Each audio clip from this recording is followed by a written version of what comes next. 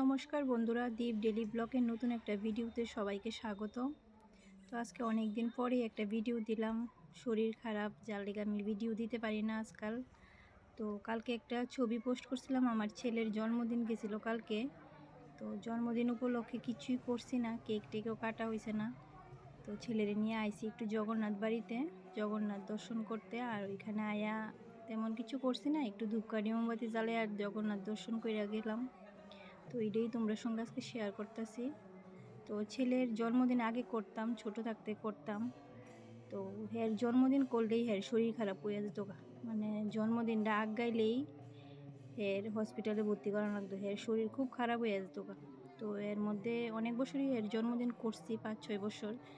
এরপরে আমার শাশুড়ি মা কইলো যে হের তো শরীর খারাপ হয়ে যাগা, হের বার্থডেটা আইলে তুমি হের জন্মদিনটা করো না।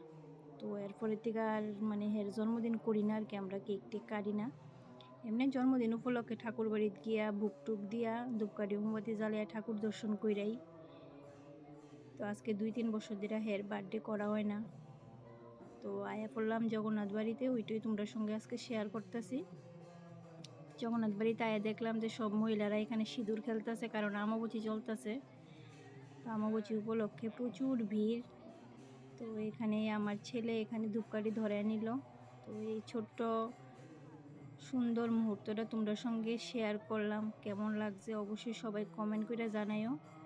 আর আমি আজকে অনেক দিন যাবতই ভিডিও দিতে পারতাছি না, সবাই একটু আমার সঙ্গে থেকে আমার সাপোর্ট করো, কারণ শরীরটা খুবই খারাপ চলতেছে, সময়টা খুবই খারাপ চলতেছে আমার, যার লেগা ভিডিও করতে পারতেছি না।